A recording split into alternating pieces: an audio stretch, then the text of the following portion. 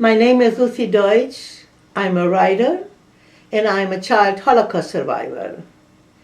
We were a family of 6 souls, only I survived. By a miracle, I found myself amongst adult women in Auschwitz. I just turned 14 years old. I made this CD for posterity called A Child Journey Through the Holocaust in Poetry. It contains 8 illustrated poems, a Holocaust song, and a jomhashoa speech I gave in Temple Betam. I'm going to read to you one of the poems from this CD called Aushwitz. Dawn did not clear the black circles from under my eyes, left in limbo from cries all through sleepless nights. In line I stand. My pitiful striped dress clings to a form no longer me, but a skeleton against the early morning saddened sky. Nauseous heat spreads its tentacles within my body. They grip at my throat when I look at chimneys spitting black smoke of fire, wet air thick with smell of burning flesh, hot cinders from bits of skin bite at my cheeks. Frightened birds fly by silently through dead bodies' dust, giving homage to the souls rising above them. I refuse hate to dampen my spirit. I'll put to use courage to stay alive. He draws near, the Nazi monster, hoping his piercing eyes not condemn my young years, to single me out. Today, he walked by faster. I walk about seeking that what's not there. A patch of grass I find to bury my face into its sweet soil. Suddenly, I feel like a displaced version of myself, bound for torment, yet this precious moment I'm afraid to spoil. A ladybug crawls from the dirt, hurries to seek the sun. The conscious world leaves my mind in agonizing loneliness and never-ending hunger. How could I not envy to see this little creature run? A heavy shoe's shadow brings my captivation to an end. A gray uniform stuffed with the brutal force of womanhood shouts with unyielding malice to move, not to linger. When I came home from the concentration camp, we all gathered in the rabbi's house. There was this young woman who drew 2 children on 2 pieces of paper and tacked them on the wall. From that day on, each time we ate, she looked at the drawings and cried. Later on in life, I wrote a song in honor of that young mother.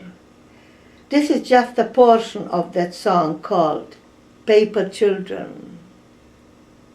Coming home to the empty house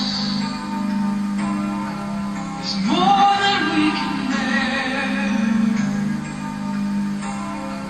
The shadows are whispering,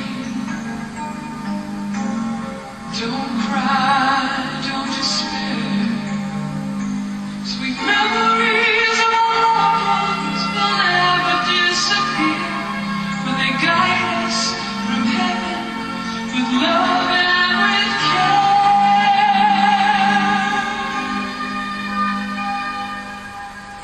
Paper children, hanging on the wall.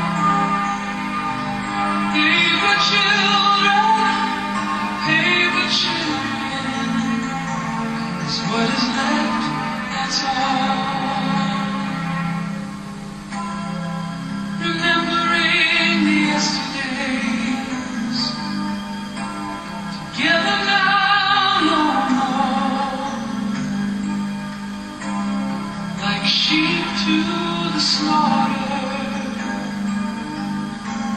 Never again, never more. From their ashes of light, our hopes will rise. Forward we will go. Our limit is the sky. And now I'm going to read to you some lines from my Jomhashoa speech. In memorial of Jomhashoa, I would like to say that we'll never stop asking of how did these beasts perpetrate those unspeakable atrocities against the Jews without an uprising from humanity, from every corner of this world, through voices of condemnation. Jomhashoa is a remembrance, a candle lit by flame of pain. It will burn forever. For we are Jews embedded with a survival of holy proportions from the beginning of our heritage. To survive is our obligation. It's a covenant we made with God. Today, some doubt if after so many years we should keep on talking about the Holocaust. I say we should talk about it throughout eternity, to remind us again and again about this darkest time of humanity brought on by a civilized nation.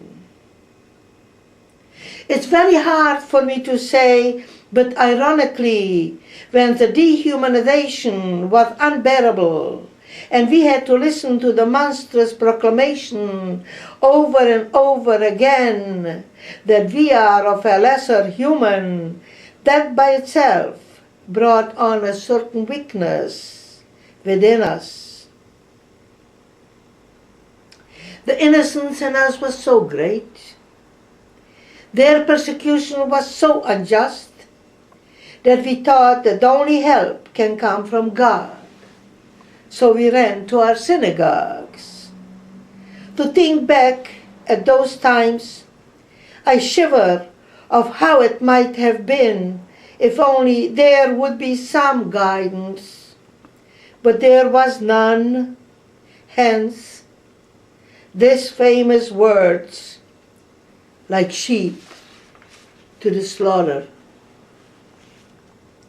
In Auschwitz, I recognized that many of the adults began giving up. I thought, what chance then is there for me?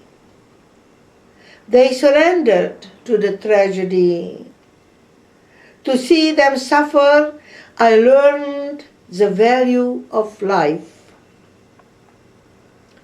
It also taught me to cling to those who understood its inherent strength. In Auschwitz, I learned that those who let themselves be eaten up by bitterness and hate only became weak.